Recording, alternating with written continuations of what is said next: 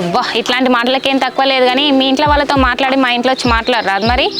మాట్లాడే టైం వచ్చినప్పుడు మాట్లాడుకుంటూ ఆగుతున్నా కానీ ఇప్పుడు ఇక్కడ మనం మాట్లాడుకునేది రోడ్డు మీద పోటీ చూసిల్లా అనుకో ఆయనది మాట్లాడుకుంటూ కూడా ఉండదు. సైలెంట్గా నువ్వు ఇంటికి వెళ్ళు.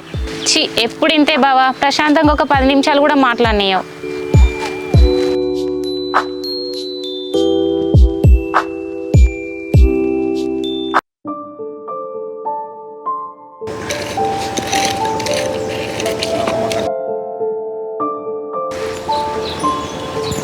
అమ్మా నీతో మాట్లాడాలి, ఇట్రా. ఏందే చెప్పు బిడ్డ, ఏంటిదో?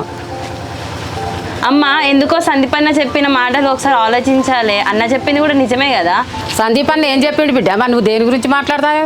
అట్లా కాదమ్మా, నువ్వు పొద్దున మామకి రాఖీ కట్టినప్పుడు అక్కకి సంబంధాలు చూడమని చెప్పినవా?